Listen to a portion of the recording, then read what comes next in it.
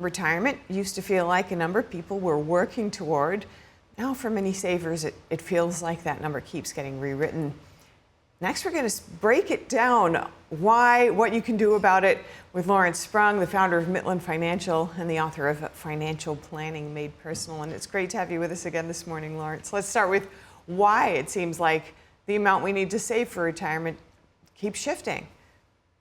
Yeah, I think that, there are a number of factors and, the retirement target just doesn't feel fixed anymore because all the costs that you have to think about retirement, they keep changing, whether it's higher everyday expenses, healthcare costs, people living longer and having longer retirements. And then, market volatility can all make yesterday's retirement number feel way too low today. And what do you advise for people who maybe had a plan, but that they feel no longer fits? Yeah, that's a great question. I think the problem is, I think a lot of folks don't necessarily have a plan to begin with. So they really don't have a strategic laid out way to kind of look at where they are and how they're making progress or how far they're behind. So I think the important thing is to get a plan. And, many workers feel behind even while they're still saving. According to Bankrate 2025 retirement report, they found most American workers feel behind on their retirement savings, even though they're still contributing. And that is at the emotional core of what we're talking about today, because people may be doing the right things and still still feel they can't catch up. So it's important to start putting that plan together so they know exactly where they stack up. And let's talk about those steps to creating a great plan. How would you advise people start?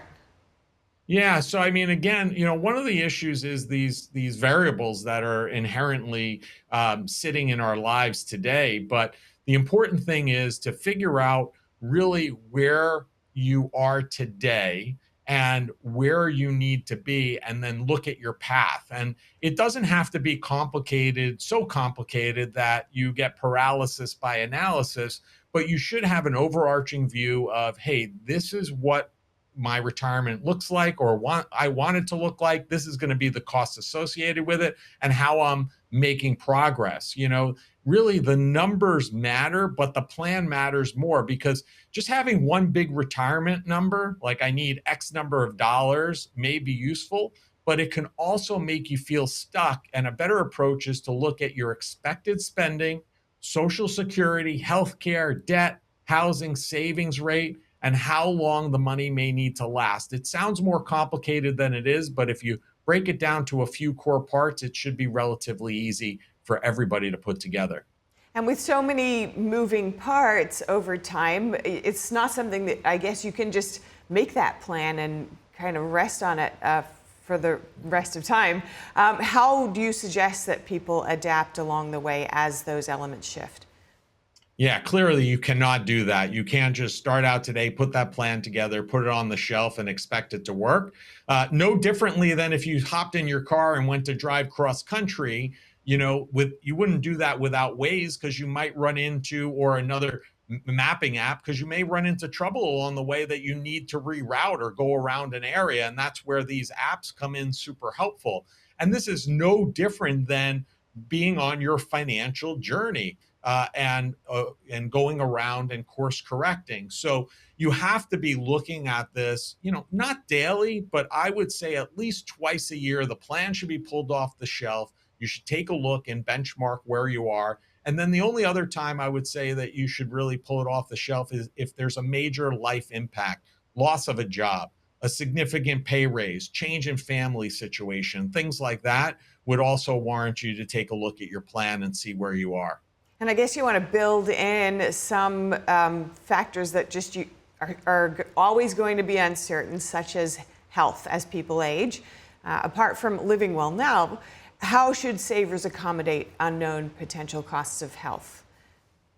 Yeah, so what you want to do is you want to embed some inflationary measures into your plan already. For example, we typically use anywhere between 2 to 3% inflation on our family's expenses from one year to the other. And typically we've seen inflation stay relatively close to that range. Obviously in 21, 22, we saw some wonky things with regard to inflation, but predominantly speaking, you want to embed a relatively, normal inflation rate into your plan. Healthcare costs inflate a little bit higher than normal inflation. Make sure that you're taking those changes into account so you're not caught off guard. We had a little change of perspective there, but we heard you all the way. Thank you so much for your time this morning, Lawrence Sprung. Thank you.